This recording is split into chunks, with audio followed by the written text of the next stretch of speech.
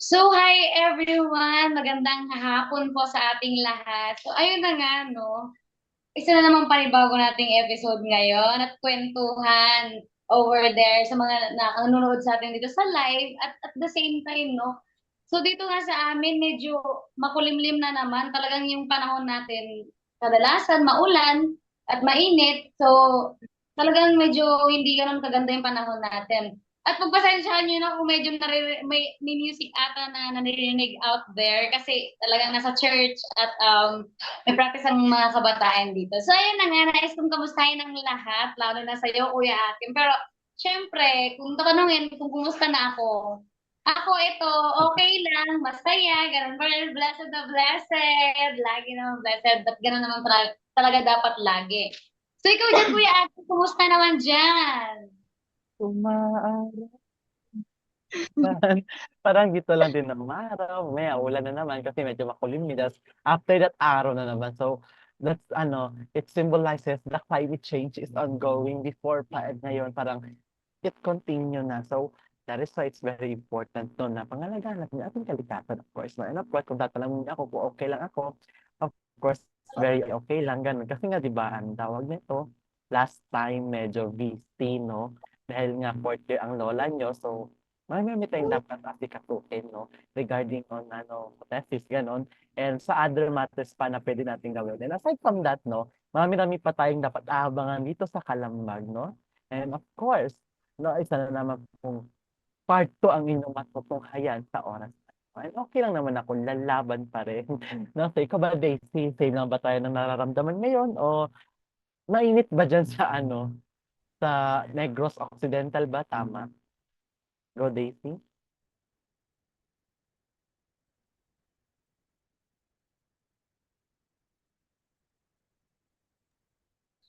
So, yun no, Kuya Akim, talagang sobrang, talaga ng signal. Wala pa. Ano lang, Daisy? Ikaw, kumusta na Wait dyan? po kasi ng ulan kasi po medyo makulimlim po. So, ano po, okay lang po ako and excited na po ako sa pag-uusapan natin ngayong hapon po, Ate Hannah, Kuya Akim.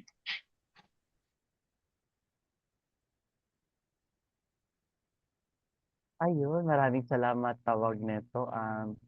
Daisy, no? And of course, no, last time, no, ating pinag-usapan ang tungkol sa, of course, no, sa pambansang araw o sa pambansang buwan ng pagbasa.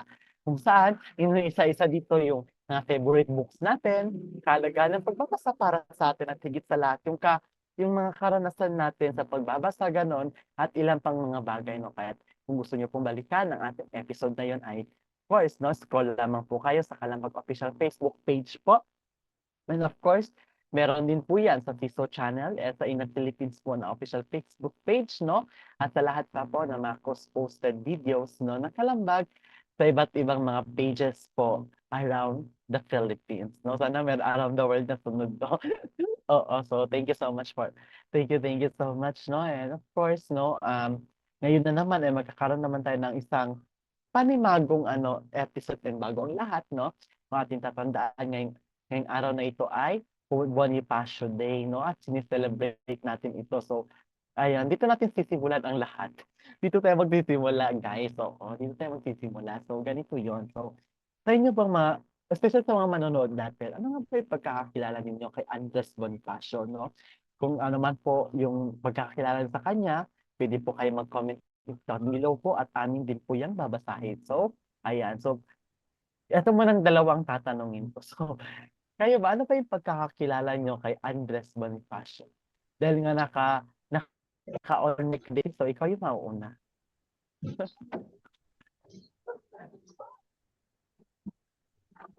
Um, okay.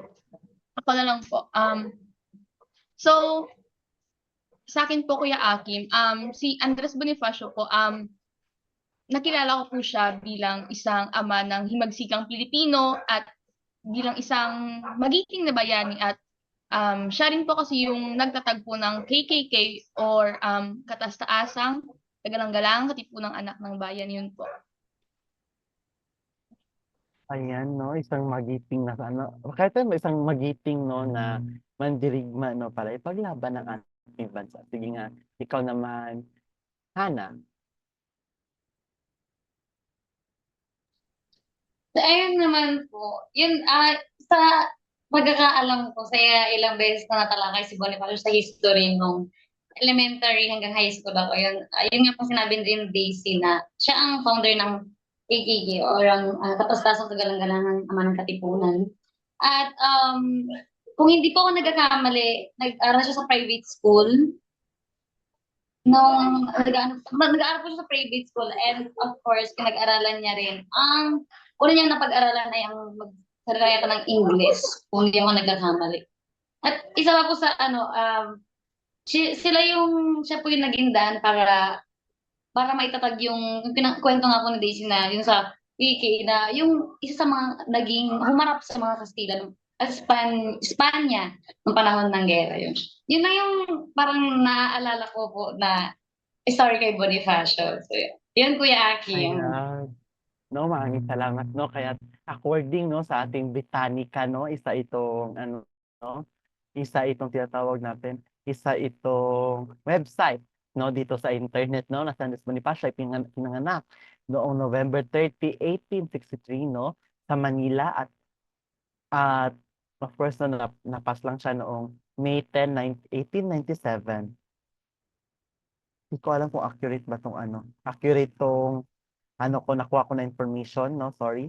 Kahit pinanganak siya sa isang tawag nito mahirap na pamilya, no, sa Manila mismo at of course, no, tawag natin isa siyang siya yung pinuno dati ng KKK, no, siya yung tawag natin namuno sa ilan sa mga nagrevolusyonaryo na tumindig at ipinaglaban ng ating bansa laban sa mga dayuhang Kastila, no? At higit sa lahat, no, siya ay sumisimbolo ng pagiging patas, no?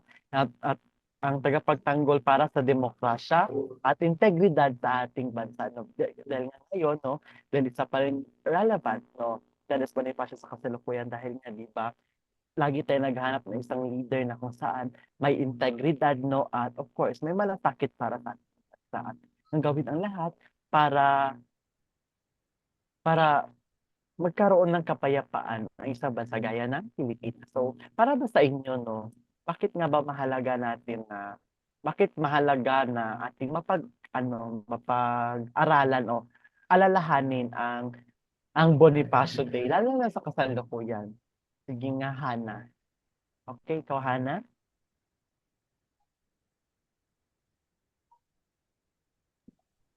Huwag maingay. Kuya Aki, hindi ko gaano narinig. Pwede mo mapakiulit?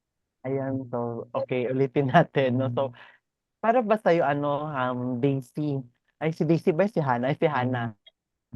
Sige, Hana. So, para ba sa'yo, Hana, ano nga ba yung kahalagahan ng pagdiriwang na ng Bonifacio Day, lalo-lalo na sa kasalukuyan? So, ayun nga po, bilang isang kabataan, isa rin po ito sa paggalang na gawang sakripisyo niya bilang leader sa ating lipunan bilang isang Pilipino, karangalan talaga na magkaroon ng isang leader upang ipagtanggol yung mamamayan na sasakupan.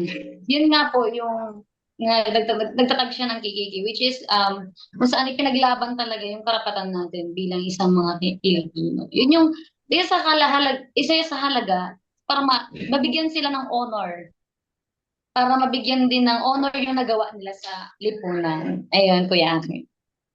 Ayun, maraming salamat, no, para, tawag nito, bigyang honor, no, si Bonifacio, no, dahil nga siya ay isa sa mga revolusyonaryo na, of course, naging bayani sa ating bansa. Tingin ko naman, Dave, natatingin mo yung kalagahan ng Bonifacio Day sa kasalukuyan. Bakit ka ba natin ito sineselebrate? Una po, dahil po ito po ang kapanganakan ni Andres Bonifacio. Pangalawa po, kagaya din po nung sinabi ni Ate Hana bilang isang paggalang or bilang isang pag-alala na lang po sa naging isang pinakamatanyag na bayani ng Pilipinas po na si Andres Bonifacio po. Yun po. Ayun, maraming salamat, no, isang tanyag na bayani. Of course, no, kaya nasabi ko kanina, no, ang Bonifacio Day ay isang pag-alala sa ating bayani, magiting na bayani na si Andres Bonifacio para sa kanyang pakikibaka na baguhin ang sistema no sa ating bansa at higit sa lahat para magkaroon na rin ng kalayaan no at magtatagal pa rin yung panahon para kanila itong maipaglaban no ang kasarinlan, ang kalayaan ng ating bansa laban sa mananakop na Espanyol.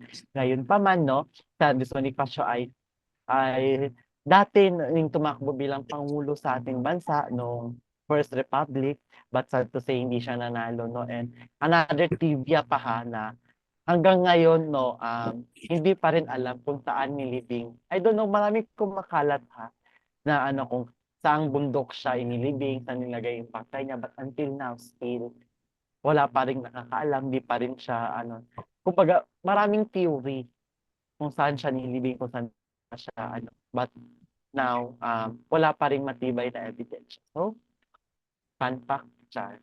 Another fact na naman yung ating tutunan for today's tawag nito, and today's of course episode of course no. And dahil dyan no, kahit nalaman natin yan dahil nga marunong tayong magbasa at naunawaan natin yung ating nabasa no. So it's very important na in every words that we must say no, everything that we read, talagang kailangan maunawaan natin. And yan yung essence ngayon na pambansang buwan ng pagbasa. Of course, na-blanco tuloy ako no. So ayan, pambansang buwan ng pagbasa na siyang dapat ay ginugunita, hindi lang mo siya sineselebrate, kundi ina-apply sa ating sarili. Kaya naman no, malaga na atin ito mapag-usapan, lalo na sa kasalukuyan no. And alam ko sa atin, lagi natin inisip na kapag pagbasa, natutunan natin ito sa paaralan. Natutunan natin to sa loob ng silid-aralan. Kaya paano mo makikita ang ugnayan ng pambansang buwan ng pagbasa sa mga isyu ng edukasyon tulad ng kakulangan ng access sa mga aklat at pagbabago sa mga kurikulum sa paaralan?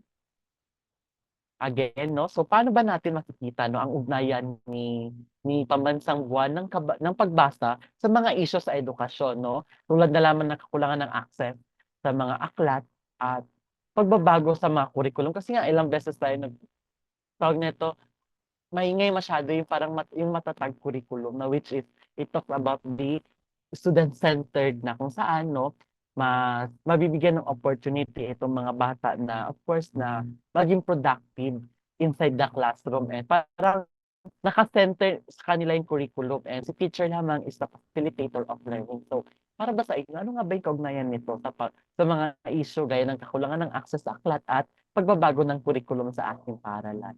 Sige, mauna ka, Daisy. Okay po. Siguro po, ang ugnayan po ito is, ang pagbansang buwan ng pagbasa ay isang pagkakataon po upang itaguyod ang pagbabasa at tugunan po ang mga hamon sa edukasyon po tulad ng kakulangan nga po sa aklat at tulad nga po ng sinabi niyo is yung pagbabago po ng ating curriculum sa pamamagitan po ng pagsasagawa ng iba't ibang aktibidad. Maaari po mapukang interest po na nating mag-aaral at mapaganda po ang kanilang karanasan sa pagbabasa. Kagaya na lang po ng mga aktibidad na yung mga book fair po, yung mga ganun po, Kuya Akim. Ayun, maraming salamat. No, with that, no, makikita natin na hindi lamang hindi lamang sa pagbabasa, kundi they will create from pagbabasa to gawa ng action o parang isa sa buhay nila yung binabasa nila so that doon makikita kung may natutunan ba yung bata based sa kanyang binasa. Ikaw naman, tawag nito, Han. So, ayun nga po. Isa rin talaga sa malaking katayuan talaga ang pagkatuto ng magbasa at magsulat syempre. So, yun nga, talagang na-specify talaga ni Daisy yung lahat. Kasi ginagawa talaga yan sa usual, lalo na po sa lakas. Ginagawa talaga na magkaroon ng mga activities yung mga bata. Kasi ang nakikita, based on research sa mga IPs na mga kabataan, kung paano nga ba mas natututo yung mga bata lalo na sa pagdating sa, or paano sila nagkakaroon lalo ng interest pagdating sa pagbabasa. Yun nga, isa na rin po dito yung pagtatalaga ng, yung buwan ng pagbasa. Yun nga po yung buwan ng pagbasa. Lalo na pag ganyang mga buwan ng pagbasa, may mga activities talaga yung mga, um, hindi lang teachers kasi po kasama na rin yung mga estudyante na marunong rin magbasa at the same time, tuturuan din nila yung mga ano, yung mga mas bata sa kanila. So, naging daan para hindi dahilan ng edad or hindi dahilan ng bata masyado or matanda masyado para hindi matuto. Naging dahilan na rin ang pagbabasa para maging ano, mas matuto pa yung lahat ng tao or lahat ng mga dapat pang turuan lalo na sa mga lugar katulad rin ng yung mga hindi naaabot na lugar. Kaya itong isa rin talaga sa katayuan ng buwan ng pagbasa ay ang makita kung natututo ba talaga yung mga bata habang nasa bahay lang sila or natututo rin ba sila sa school para makita natin kung paano ba yung kung natututo ba sila ng maayos. Mga ganung bagay pagdating sa kaya ganun kahalaga ang buwan rin ng pagbabasa para malaman natin kung natututo ba talaga ang mga bata or kung hindi, at least pwede pa silang maturuan. Yun kuya. Ayun, maraming salamat po. So, may na-research ako no, according sa education and of course, and career news, no, sabi niya dito, ang pagiging illiteracy o pagiging illiterate o yung mga hindi marunong magbasa ay makukonsider siya as epidemic o parang ano, parang something like sakit na nakakahawa in our sa isang bansa. Kasi nga, di ba, as we can see, parang currently, parang mas lumolobo ata yung yung data ng mga batang hindi nakakapagbasa. And of course, and the lack of access to books is a key contributor to a never cycle in education disadvantages. So, sabi nga dito, tawag nito parang nagiging disadvantage sa mga bata itong kawalan ng access sa pagkakaroon ng libro. And aside from that, parang kasi when we say ano reading, it's a lifelong it's a lifelong learning din siya. Kahit sino ka man, karapatan mo matutong magbasa at lahat tayo ay may karapatang matutong magbasa at kung di man natin nakaka-access ng books, no? Especially dun sa mga bata, no? So, that is why it's very important na sila mismo yung ma-priority na mabigyan ng books. And as I observe lang, sorry for this word, because this is just what I observe, no? In some schools, no? Sa some of schools, no? During pandemic, may ang daming production ng modules that time, no? Sa parang sa division level no? Then ending, I think nag-produce sila first quarter, second quarter. Tapos parang may dumating na naman na another book, may mga dumating na naman na module, dumating siya third quarter, pero yung dumating siya sa school, third quarter na. Pero yung content noon, first quarter pa. So, most of that is hindi siya nagamit talaga. Naka-stock lang sa mga rooms sa London. Parang nabasa na ng ulan kasi tumutuloy ibang mga schools. And it's a sad reality na sana ginamit yung pondo doon in other way o yung pag-produce sa ibang mga books na kakailanganin ng mga bata sa pagbabasa. And of course, no, yun din isa sa mga napansin ko, no, sorry this is just what I observed, no. Kasi I'm the kind of teacher na mahilig talaga ako magpabasa, especially kapag naka-Manila paper ako, no, wala kayong taka sa akin. Talagang gagawa ako ng way makapagbasa kayo isa-isa. Yes, exactly. Alam niyo na mga students ko, hi BSMA 1. Oo. Kasi talagang, yung idea ko sa ganito halimbawa si Daisy, tatanungin ko siya, give me a number Daisy, tapos kung bibigyan niya ako ng 5, syempre magbibilang ako, no? Kahit saan, bibilang 1, 2, 3, 4, 5, ikaw, please, pakibasa. So, that's the way, tuto yung bata magbasa. And of course, iba rin kasing stigma kapag nasa classroom ka, especially kapag may mga mispronounced kang word. Tatawanan ka, ganon. And yun yung dapat na ituro din natin sa mga bata, no, na hindi dapat tinatawanan yung ganon. Instead, tutulungan sila para ma-pronounce sila ng maayos yung binabasa as well as, no, maintindihan nila kung yung binabasa nila, no? And impress ka din sa akin sa college, no, especially kapag alam ko na na parang ito siya, may something problem sa pagbabasa. So, pinapabasa ko siya, and if alam ko na marunong siya magbasa, pinapaunawa ko sa kanya kung ano yung binasa niya. Kasi mahalaga yung mga reading comprehensions, no? Especially sa high school kasi we are just using simple English lang, gano'n. And of course, para mas madaling maunawaan and mas madali rin nilang mag-gets kung ano yung binabasa nila. So, yun. Sa mga access ng books dyan, no? Mostly kasi namimigay ngayon mga NGOs, mga TSOs, no, na nag-outreach programs.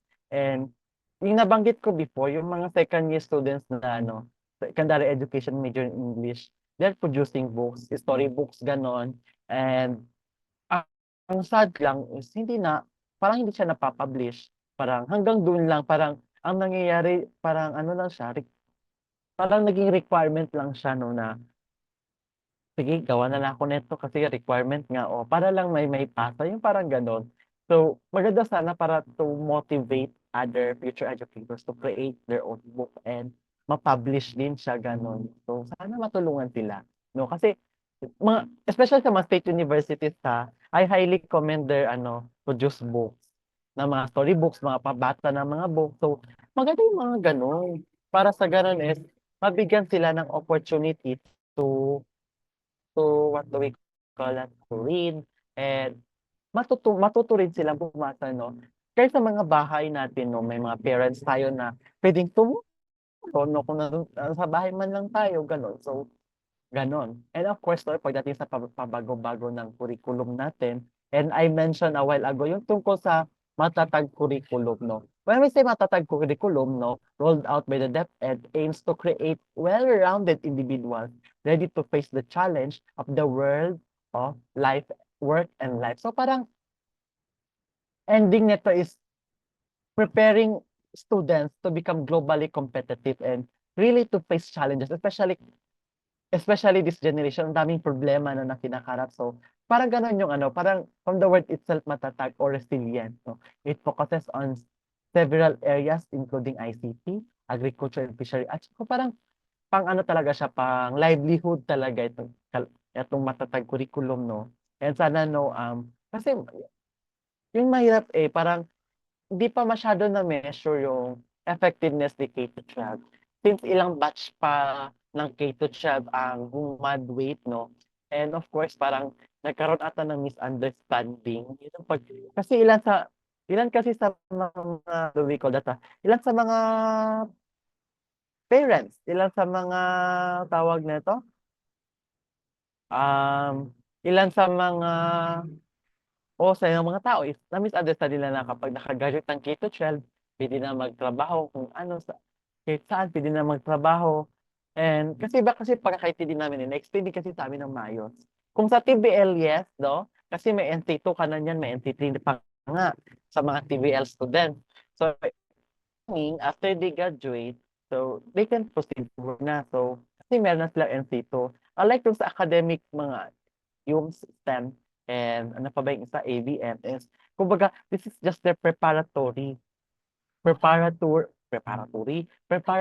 stage na kung saan they need to prepare for their college life, no? And ayun, ewan ko lang kung na-measure na banda kasi ilang batch pa ng K-12 kasi pang-apat kami na batch ng K-12 na graduate. So, ayun na naman po, to enhance the K-12, ginawa nila yung matatag curriculum, no? And we don't know if effective ba to, no? And hopefully, effective siya. Kasi nagkaroon kasi ng COVID-19. Ayun din yung isa sa mga, tawag nito, niya kapag delay o, ayun, naging barrier din, no, sa K-12. And tayong lahat doon, no? Kasi nga, di ba, they're just giving the module sa sobrang tamad, titingnan na lang yung answer key sa likod. Oh, Ana at saka Daisy, tama ba? Oo. No, titingnan talaga yung answer key. Ay, ito na, lagay na, ganun na. Oh, tawas si Hana pag nakarelate. So, parang nakarelate si Hana, I don't know. Oo.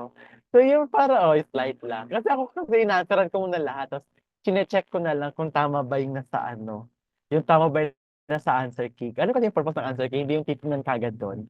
no? So, ayun, yun yung mga ano tawag natin, sa pagdating sa curriculum, yun yung mga sad realities na nangyayari. And we really hope, no, na hindi to siya maulit, no? Wala ng pandemic na darating. So, kaya nga, kaya nga may praying na sana wala ng pandemic pa. Sa ganun ay, of course, tuloy-tuloy tayo sa tawag dito, tuloy-tuloy tayo ano na nga ba yun? Sa ba't nablangko ako? Tuloy-tuloy tayo dun sa pag-promote, no, ng quality education na hindi na mangyayari yung gaya ng mga nangyari sa education system during pandemic, no?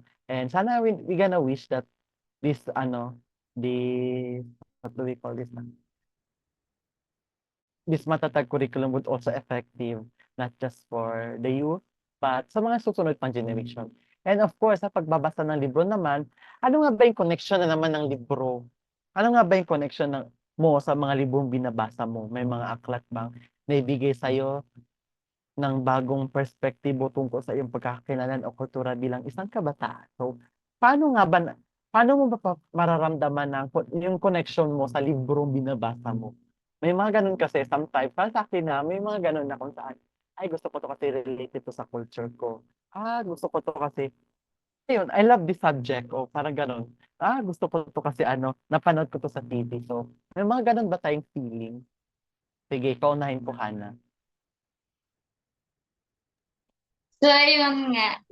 Yung sino na ko yung akin, nakalimutan kong, may yung notes yung favorite ko na yung nilaban natin sa, nung monolith competition ng 10th year. Oo. Yun? Basta 10th year festival siya na nilabanan natin for national. And yun nga, last 2022 yun yung pinaka-favorite ko talaga na hindi siya libro, pero piyesa siya. Ang gusto ko sa kanya is related siya sa akin bilang isang kabataan at bilang isang katutubo. Kasi kung yun nga pero this ay after ng natin ko yung i-design ko yung mismong natin, yung piyesa na yun para makita natin. This is yung ang Dalagang May Dalawang Tinig, kung hindi ako nagkakamali, by Ives Fabregas, yung din yung ko last time. So ayun, mas habang tumatagal kasi, mas lumalalim yung ibig sabihin niya sa akin. Kasi habang kumbaga di ba dahil nga syempre, hindi naman habang buhay is high school, ganon. So, papunta na ako sa stage na mag-college, and after that, trabaho. Nas lumalawak tuloy yung pag-appreciate ko kung ano ako mismo at kung sino ako bilang isang katutubo, bilang isang kabataan na pinagmamalaki kung ano at sino ko at kung anong meron ako bilang isang Aita. So, ayun, doon ako nakakuha ng encouragement from the word na, yun nga, yung lagi kong sinasabi talaga na, yung isang talaga dun na, ay taka, aahon ka, hindi ka mangmang. Yung dun pa lang sa part na yun, talagang pupukawin niya yung attention mo bilang isang kabataan na hindi ka lang kabataan. Dapat kabataan ka, may nagagawa ka. At syempre, hindi ka mangmang para walang magawa. Ganon niya pinukaw yung attention ko bilang isang kabataan. Dahil na malaki yung ambag namin din sa sa mga sinasabi rin talaga ng matanda, lalo na aking magulang. Bilang kabataan, mas malaki yung ambag nyo dahil nga kayo ang susunod na henerasyon sa amin. Kumbaga, dahil nga hindi pabata ng pabata ang panahon at hindi na kami pabata ng pabata. Kayo na yung susunod at kayo na rin siguro kung ipapanalangin natin kanya, kayo rin ang magiging susunod na leader. At the same time, parang gano'n din kung isasalin ko siya sa sarili kong buhay, related siya. Kasi minsan ko na rin ginusto na bumaba sa kapatagan katulad ng kwento sa ay May Dalawang Tinig. May Dalawang Tinig. Ginusto ko rin naman na bumaba sa kapatagan at makita kung ano yung pinagkaiba, kung mas maganda ba sa kapatagan. Ngunit hindi. Nakita ko rin na mas mahalaga pala, na mas mahalin ko yung sariling ako at meron tayo bilang ipagmalaki mo. Sabi nga dun sa isang linya niya, Ipagmalaki mo ang kulot mong buhok. Isuot mo ang isuot mo ang balat mong singganda ng gabi. O di, ganun talagang bilang isang babae at bilang isang kabataan, pupukawin yung attention mo na hindi ka lang basta babae, hindi ka lang basta kabataan, hindi ka lang basta aita. Aita ka na may kaalaman na at dapat marami ka pang malalaman. Ganun ako pinukaw nung yung para sa monologue, yung script na yun, sobrang talagang in-specify siya ng puso ko para maging isa rin sa bumuo ng buhay ko. Kaya kung sabi ko nga po, kung ano man ang nararanasan ko ngayon na biyaya, dahil yun sa pagtanggap ko at pagmamahal ko bilang ako at kung sino man ako at pagmamalaki na kung ano yung meron ako sa tribong kinaaayunan ko. Ayun, Kuya Akim, sobrang ganon talaga, ganon na ganon ka-bless. Ayun, you already reached the the second and third question. Parang inislay mo na, no? Talagang, I really feel na yung binasa mong yun o yung piyesang yun, hindi lang siya yung parang binasa ko lang just for, this is related to me, but you already apply it to your life right now as an indigenous people. And that's what we really need. So in our system of education, that we must provide books, not just because of the interest of the students, but the content, the lessons that they will gain, gaya ng aim ng kalambag ng panatag curriculum, maging ng kalambag na rin, na yung binasa mo, may natutunan ka, and you apply it to your life, especially in facing challenges in a world or life and works. Ayun. So, maganda yung na yun, ha. Lalo na yung last term na binanggit mo, Hana, and ayun, parang gusto mo yung tatlong question. Tignan ikaw naman, Daisy, ano yung paano mo nararamdaman yung yung binabasa mo na may connection pala siya sa'yo? It talks about sa culture ba? It talks about your self-interest ba? It talks about your daily life as a youth, as people in our community, o ano ba? May naging impact ba ito talaga sa'yo? Kasi I think na-discuss natin to before, pero mas diniin na lang natin ngayon. So hello po. Ako po kasi, mahilig po ako sa mga libro po ng mga self-help, yung mga self-improvements po ng mga books. Katulad lang po nung librong nabasa ko po, yung The Power of Now ni Eckhart Tolle po. Yung ganun po. Pero hindi ko pa po siya natapos kasi marami po. He argues po about the past and the future po are mental constructs and reality only exists in present moments po. Parang ganun po.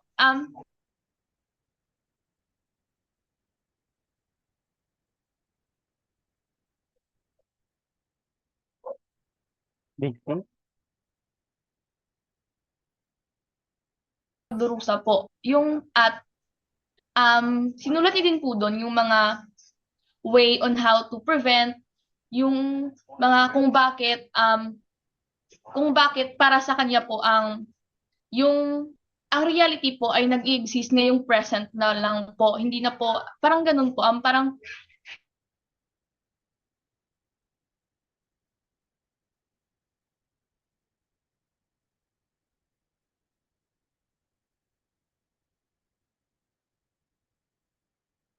Ayun, parang nawawala ata si Daisy. Ayun. Ayan, Daisy, paki-recap ulit yung yung mo, kasi parang nawawala ka ata. Oo. Okay. Yung The Power of Now po ni Eckhart Tolle. He argues po about the past and the future are only mental constructs and reality only exists in present moments. Yung ganon. And he also talks about egos and suffering na ang pag-iisip po at ang ating emosyon po ay isang pangunahing pinagmulan po ng ating pagdurusa sa araw-araw o kahit sa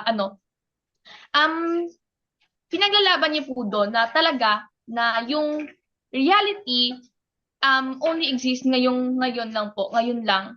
Yung parang ganun po, Kuya Akim. So, dun sa binasa mong yun, parang nakatulong ba sa'yo nakatulong ba to sa'yo mo ba to, itong natutunan mo in your daily life ba? O na-enhance ba yung critical thinking skills mo? O nakatulong sa'yo upang maglutas ng problema mo sa araw-araw? O, di ba may mga daily problems tayo? Kahit maliit lang, nakatulong ba to sa paglutas ng mga problems mo? Ganon? Opo.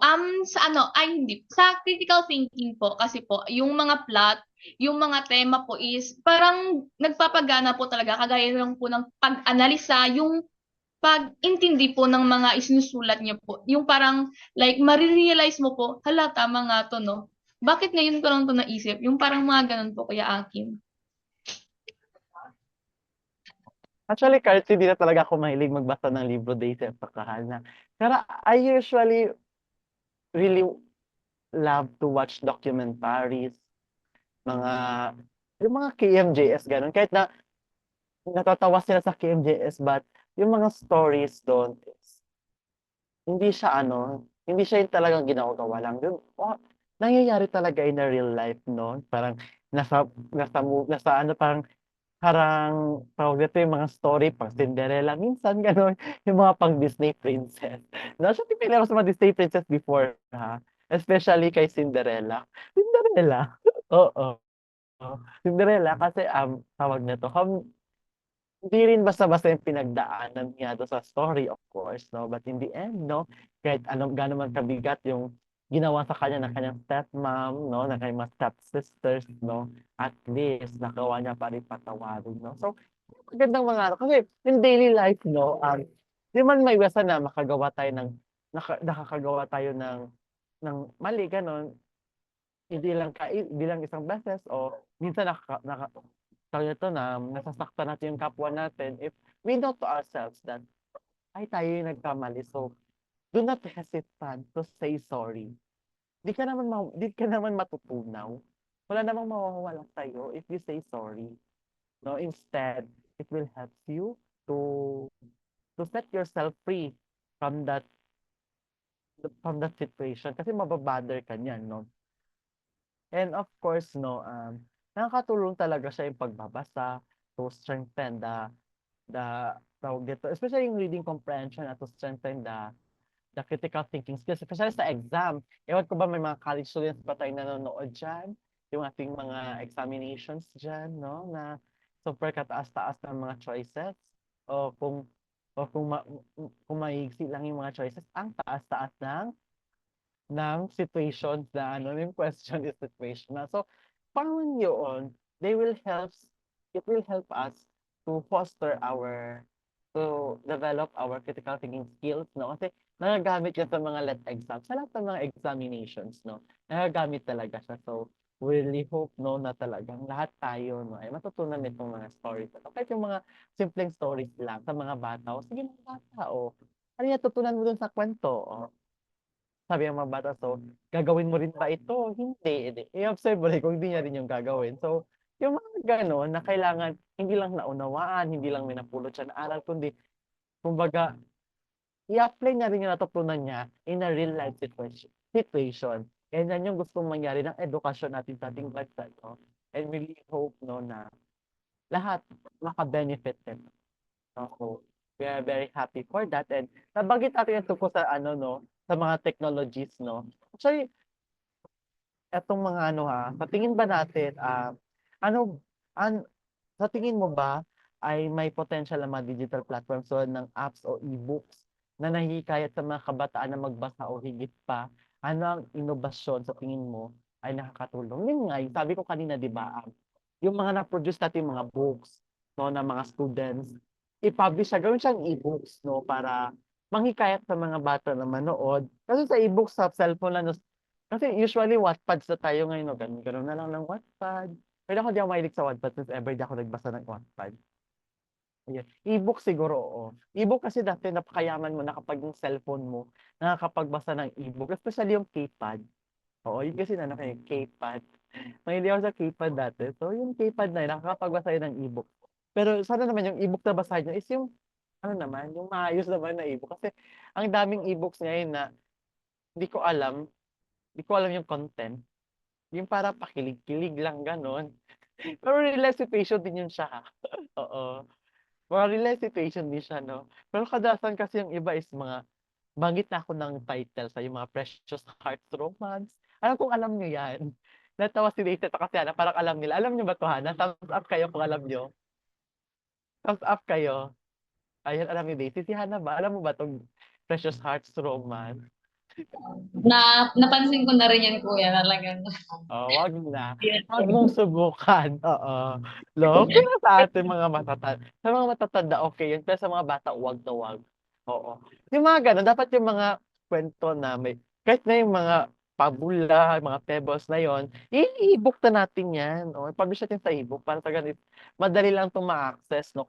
Kasi nga ilang MB lang naman 'to, eh, 'no. And of course 'no, makakatulong din siya 'no, hindi lamang sa pagbabasa kundi matutunan mong unawain kung ano yung binabasa mo, mahalaga yun 'no, na hindi basa ka nga ng basa, napaka-perfect naman ng pagkakabigkas mo sa salitang Ingles, ang ending hindi mo naunawaan kung anong binasa mo o di kaya naunawaan mo naman pero hindi mo naman in-apply, wala pa ring self-development. So kaya na makakatulong itong mga digital platforms na 'to 'no, to hasten o bilisan yung pag-access natin sa mga books 'no, that will help us to our tawag nito, to our communities na maka-access ng books. So kayo ba 'no, ano ba sa tingin niyo itong potensyal ng mga digital platforms na 'to para makatulong sa mga kabataan na makapagbasa kahit na wala sila yung book na literal na libro? Sige Hana, kasi diyan sa inyo 'no, diyan So, ayun nga, kuya, no? siyempre Ang laki. parang nasa ano kayo, parang nasa rural areas kayo. Sige Hana. Ayun, kuya, sa pagkakaalam ko kasi, hindi gaanong kilala yung mga like Wattpad or yung mga ganyang mga ano. Kasi, actually sa lakas kasi, hindi naman sila gaano mahilig magbasa online dahil nga may library. And mas Oo, tinututukan nila talaga yung mga bata na gumamit ng library kasi sabi nga nila, maraming information ang puwedeng makita sa social media or sa ano, sa mga, digital na ano, gamit. Pero kaya lang kasi mas sabi nga ng teacher namin dati, mas maganda pa rin talaga yung, nagse-search ka by books.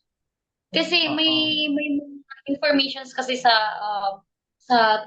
iba sa mga technical ganyan. May mga information kasi na hindi siya fit or minsan may mga ano information na hindi totoo. Yun yung kumbaga, yun yung iniiwasan. Kaya sa mga ano, sa lakas kasi, hindi sila gaanong ano pagdating sa mga Wattpad or mga gano'n. Pero alam nilang maghanap ng mga informations sa ano, digital. Like lalo na sa mga senior na kagaya namin. Tinuturo talaga kung paano makita ng maayos kung yung information is totoo at kung ano yung information ay hindi. Kasi hindi mas tinuturuan talaga sa lakas yung magbasa sa libro dahil more on talaga dahil hindi gano'n kalakas yung signal and siyempre hindi naman gaano kilala talaga yung digital, hindi gaanong ano dun. At least mas makakapag-focus sila sa pagbasa ng mga booklets and isa pa, ang pagkakaalam ko bilang isang, naging officer ng school, mayroon kasing ano, parang meron kasing mga ano, yung mga kabataan dun na gamit lang talaga yung books.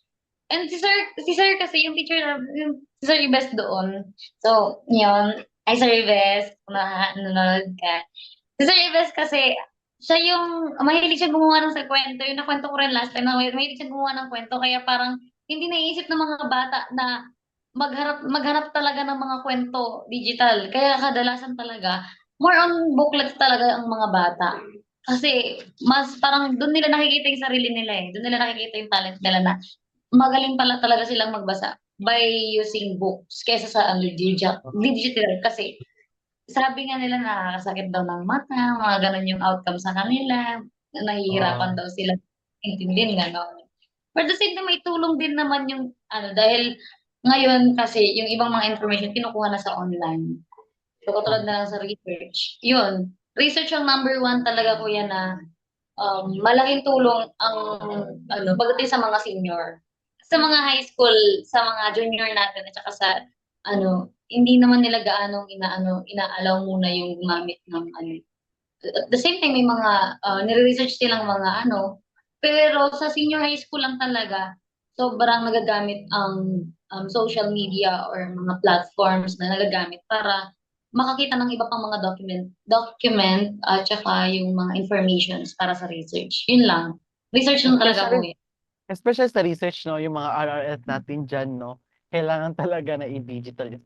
And Kailan I understand naman kasi nga 'di ba parang medyo mahina talaga yung signal 'no, dun sa community ko network. and of course yun din yung parang nagpahirap pero at least 'di ba 'no, unti-unting matutunan yung paggamit ng technology 'no, na sa gano'n is kung sabi nga niya kanina kung bababa siya 'no, is hindi na siya magiging ignorante o parang ano, dun sa pagdating dun sa babae nakakatulong din siya but maganda rin na use your techno use your technology ano in a good way.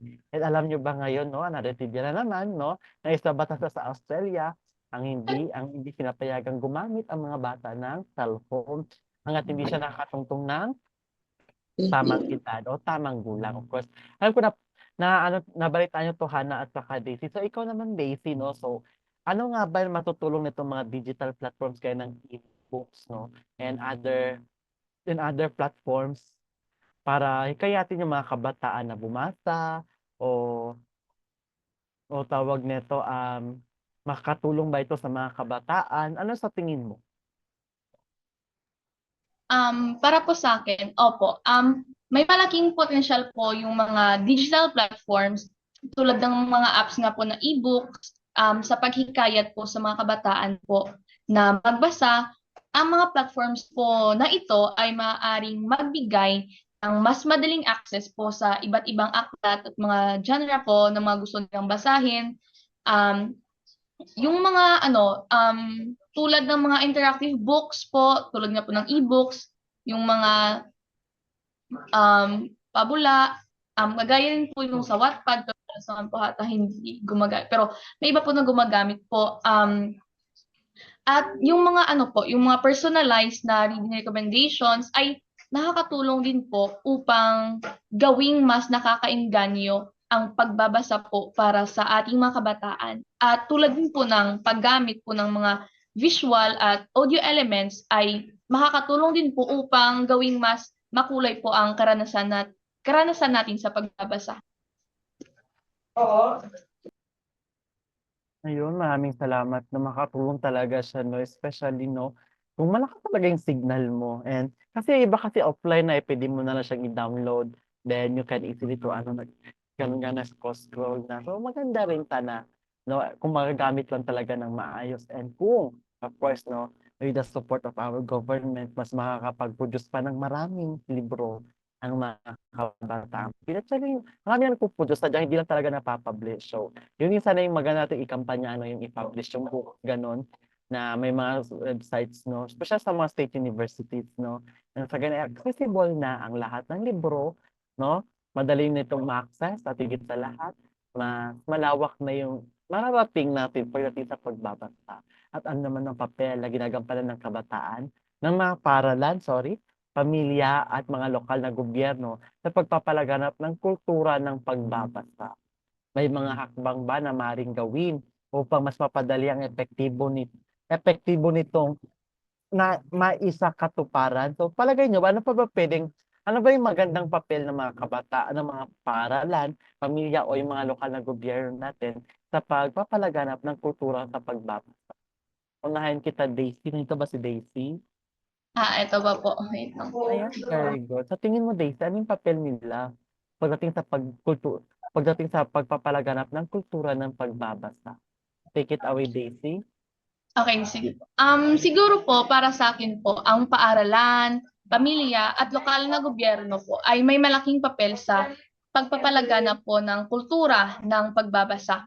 Ang mga paaralan po kasi ay dapat po nagbigay ng akdang-akma sa mga interes po ng mga kabataan at maglaan po ng oras para sa mga aktibidad na upang mapalago po ang kanilang kasanayan sa pagbabasa.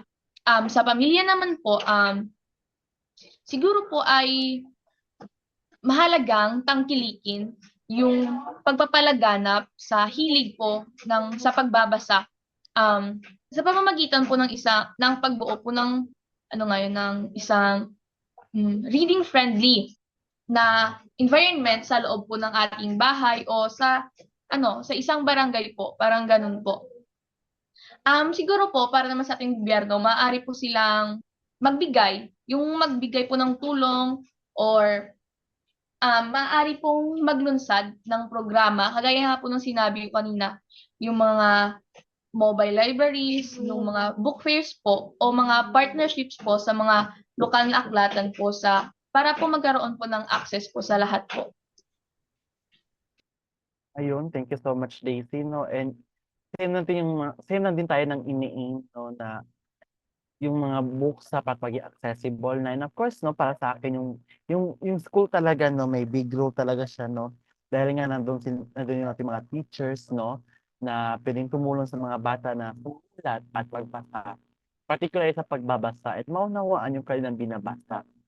Sa school kasi, no, maganda talaga na mga schools natin ay may sapat na aklat, no, na pwedeng ipagamit sa ating mga kabataan, lalo-lalo na sa mga rural areas. Kasi nga, sila talaga hindi talaga masyadong nare-reach pagdating ng mga outreach programs, na pagdating ng tawag nito, mga iba't ibang mga programa, kahit sila dapat yung i-priority natin.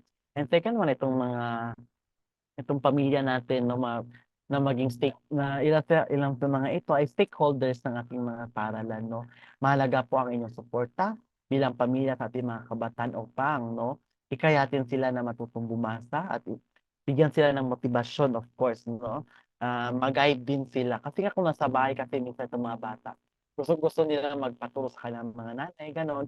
And sad to say, yung mga nanay talaga busy rin kasi most of the nanay hindi na yung parang taong bahay lang na maghihintay ng asawa kada 5:00 yung gano'n, kundi nagtatrabaho na rin sila. So, parang kulang din yung time. So, mahalaga na masuportahan nila yung pag-aaral ng kanilang mga anak. So, sa ganun ay maipasok ito sa paaralan, araw-araw itong makapasok sa paaralan, 'no, may sapat din na pagkain na ibibigay ang mga magulang sa kanila.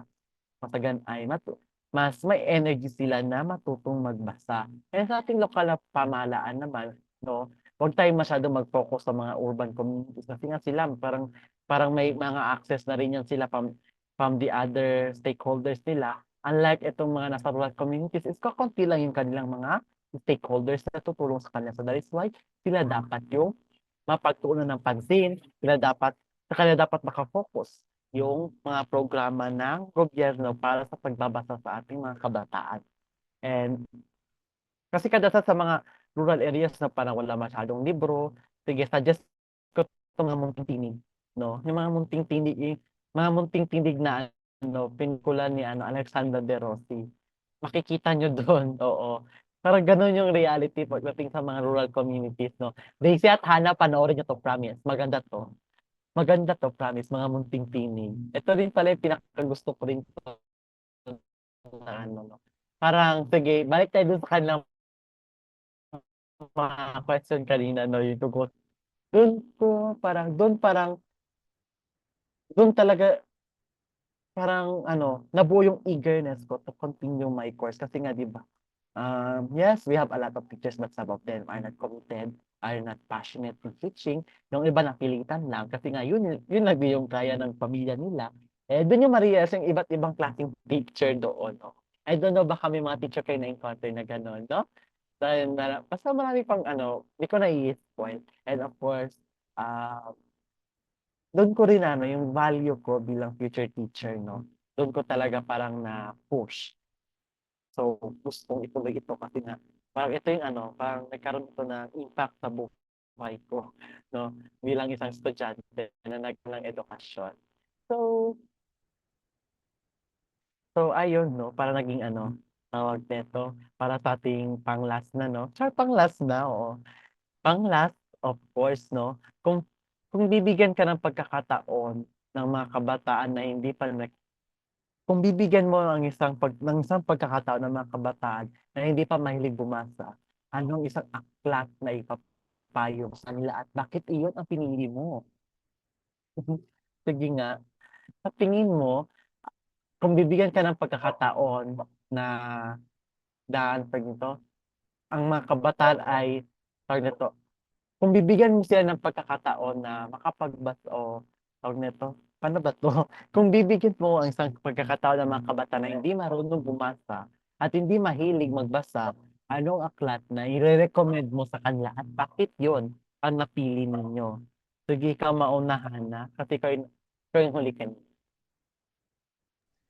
So, ayun. Ako, dahil hindi ako gaano, mahilig magbasa. Lesson learned talaga to eh.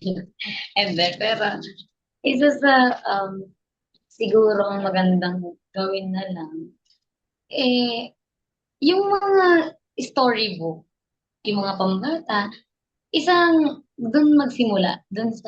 una magsimula. Kasi, ako nagsimula, nung natuto akong magbasa, nag-start lang din ako sa storybook and storytelling. So, isa sa nagsimula ako sa storybook. Simulan sa storybook. Kung marami kasing storybook, may Cinderella, may Hansel and Gretel, Oo. may mga fantasy. Maganda kasi din yung mga fantasy kasi kumbaga gumagana yung imagination ng bata kapag may mga fantasy. Parang ini-imagine niya kung si Hansel, parang meron na sila question mark sa sa utak nila na ano nga ba paano ba yung reality niya, ganun. Mag-start ka sa storybook, sa mga short story. And then, pag nakita mo yung halaga at saka pag namnamin mo yung bawat word and yung kwento, then after nun, saka mo siya isa pamuhay. Dun, siguro yun, isa sa magiging daan mo para dun sa matuto ka magbasa at maging maengganyo ka palalo magbasa. Kasi marami kang kwento na matututunan at mas marami ka pang matututunan kapag nagbasa ka pa at saka in-explore mo yung sarili mo. Ganun. Wala akong specific na um, maibibigay na libro. Pero gusto ko na mabasa nyo rin yung monologue na lagi kong sinishare sa Kalambag page. I-share ko rin po siya. So, basahin mo yun, tapos gawin nyo siyang inspiration rin para makita niyo rin yung halaga niyo bilang isang kabataan, bilang kayo. Tsaka pagdating sa pagbabasa, mahalaga rin talaga na hindi ka lang marunong magbasa at naiintindihan mo rin yung binabasa mo at the same time. So pagdating sa pagbabasa, mahalaga na mag-start ka muna sa maliit hanggang sa palaki ng palaki. Hanggang sa matutunan mo na siya ng matutunan. Ayun lang Kuya Akim. Ay, salamat 'no. Sige, ikaw naman, ay nawala si Daisy 'no. So sa akin naman 'no, kahit anong libro, basta't basta't kinahiligan ninyo, basta't tawag nito, subukan ng inyong isipan 'no. Goods na yun, go na yun, oo. Basta't mahalaga matutunan yung bumasa, matuto kayong unawain ang inyong binasa kasi nga 'di ba napakahalaga yan lalo-lalo na habang 'di tayo pabata ng pabata gaya sabi ni Hana 'no, tumatanda rin tayo, hindi puwede na hanggang sa pagbabasa lang tayo. Ang ganda-ganda na pagme-mention natin ng mga words but in the end, hindi pala natin naintindihan. So, mahalaga na matutunan natin hindi lamang magbasa, kundi ang matutunan kung ano ang ating binasa. And pangalawa 'no, mahalaga talaga na mabigyan tayo ng mga oportunidad na magbukas natin naman ng oportunidad na makapagbasa na sa mga libraries, 'no, yung mga schools natin alam ko may mga library yan kaya maging bukas sana ito para sa ating mga kabataan. And lastly, makapagbigay 'no ng mahalagang aral ang kanilang mga binabasa sa kanilang pang-araw-araw na pamumuhay kasi layunin ng edukasyon dito sa ating bansa 'no, na maging sapat, ligtas, karapat-dapat at para sa lahat 'no, lalong-lalo na sa pagbabasa, na ito siyang karapatan ng ating mga kabataan at hindi ito isang pribilehiyo lamang. So, kaya't mahalaga na sama-sama tayong lahat, maging tito naman tayo 'no, na Basta't maaari tayong may tutulong tayo sa ating kapwa kabataan. Tumulong tayo, we extend our help, no? Sa ating mga kabataan to nourish themselves in reading. So, napakaganda talaga yun. So, kahit itong mapagandang araw sa ating lahat, no? At alam ko, may natutunan tayo sa araw na ito at naway magamit natin ito sa ating pang-araw-araw na pamumuhay. Ayan. Kasi yun yung gusto ng Kalambag na kung may natutunan man po kami, kayo rin ay may natutunan din kayo at higit sa lahat at magagamit nito sa inyong pang-araw-araw na pamumuhay ito. Okay lang ba sa iyo, Hana, na maaari mo bang lahat ng ating pag-usapan sa oras na ito? So, ayun na nga po, napakarami natin na pag-usapan at napakabusog talaga ng utak natin ngayon na syempre, natalakay din natin bigla si Andres Bonifacio sa simula dahil nga ngayon ang kapanganakan o birthday ng Andres Bonifacio. At the same time, na-i-share natin yung mga paborito natin aklat kung paano ba ito nakakatulong sa atin. Sumunod naman dito ay yung tulong sa atin. Kasama na rin ng ang teknolohiya at social media. Isa na rin dito ay kung nagbahagi rin kami kung ano yung mga aklat na naging encouragement sa amin or nagbigay ng mga pagpaalala sa amin bilang kabataan. Isa na rin dito ang kahalagahan ng pagbabasa sa ating salipunan ay natalakay din natin na mahalaga talaga ang pagbabasa dahil nga ito ay nagagamit natin sa araw-araw na pamumuhay. At isa na rin dito ay ang pagbabasa dahil dapat hindi lang tayo nagbabasa dahil dapat naiintindihan din natin. Sama na rin natin dito ay syempre yung tayo dapat na tulong ng gobyerno sa atin. Eh, sila yung mga gobyerno, pamilya, at ang mga sumusuporta pang mga nasa likod ng mga taong tumutulong sa atin para matuto tayo, lalo na sa edukasyon. And dyan ang suporta ng gobyerno, suporta ng mga guro, at ng mga magulang. Pagdating sa pagbabasa. At so, ayun na nga, ang dami nating natalakay ngayon. At napakasaya na tayo ay marunong at tayo ay hindi na illiterate at kundi literate na tayo. Marunong na tayo. Ganun. So, ayun yung mga bagay na natalakay natin ngayon dahil nga nakakabusog rin to ng puso dahil encouragement bilang kabataan at bilang isang bilang isang natuto rin at matututo pa na kabataan. So, ayun. Back to you, Kuya Akim. Ayan naman, no, para sa ating mga ilang mga paalala po, ang Kalambag po ay ay napapanood po every Saturday po yan, 1 to 2 p.m. po yan.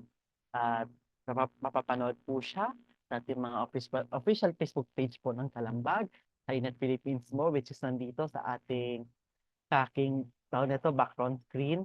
And of course, napapanood din po yan siya, no, sa ating CISO channel. And thank you so much po for Education Out Loud for the support that you have given to us, no, sa tiwala na ibinigay nyo sa amin dito sa Kalambag.